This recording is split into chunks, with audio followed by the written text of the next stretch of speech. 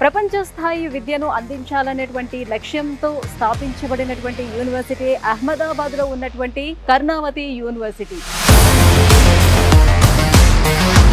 లోపలికి అడుగు పెట్టగానే నిజంగానే మీరు యూనివర్సిటీకే తీసుకొచ్చారా లేకపోతే ఏ రిసార్ట్కి తీసుకెళ్లారా అర్థం కాలేదు నిజంగా.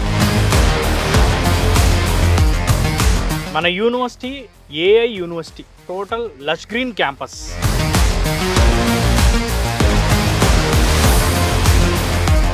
అహ్మదాబాద్ గురించి చెప్పుకోవాలంటే అసలు ఏం చెప్పచ్చు? So Ahmedabad is nothing but Hyderabad. So top యూనివర్సిటీస్కి, బెస్ట్ యూనివర్సిటీకి మన అహ్మదాబాద్ అనేది ఒక అడ్డా.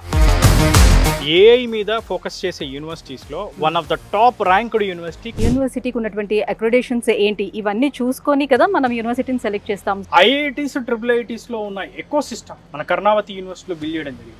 NIRF ద్వారా ర్యాంకింగ్ పొందిన యూనివర్సిటీ మంది. బెస్ట్ యూనివర్సిటీ అవార్డు కూడా మనం పొందడం జరిగింది. ఇంకా ఎమర్జింగ్ యూనివర్సిటీ అవార్డు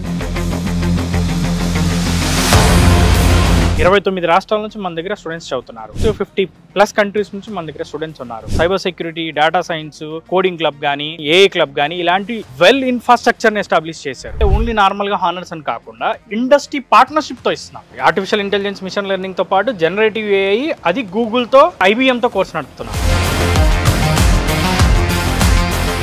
ప్లేస్మెంట్స్ విషయానికి వచ్చేటప్పటికి సో ఎలా ఉంటుంది ఇక్కడ? 100% ప్లేస్మెంట్ అనేది ఉంటుందా? మన దగ్గర 1200 కంపెనీస్తో మనం టైఅప్ అయి ఉన్నాం.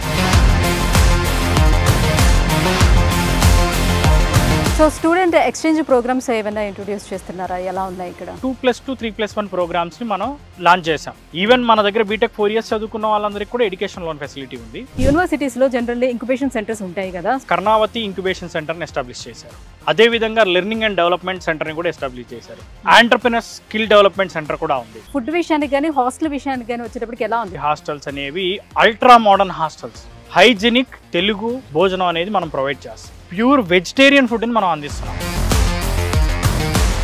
సో ఇప్పుడు నేను అసలు క్లాస్ రూమ్లో ఉన్నానా ఇంకెక్కడ ఉన్నానా అనే ఫీలింగ్ నాకు కూడా వస్తుంది.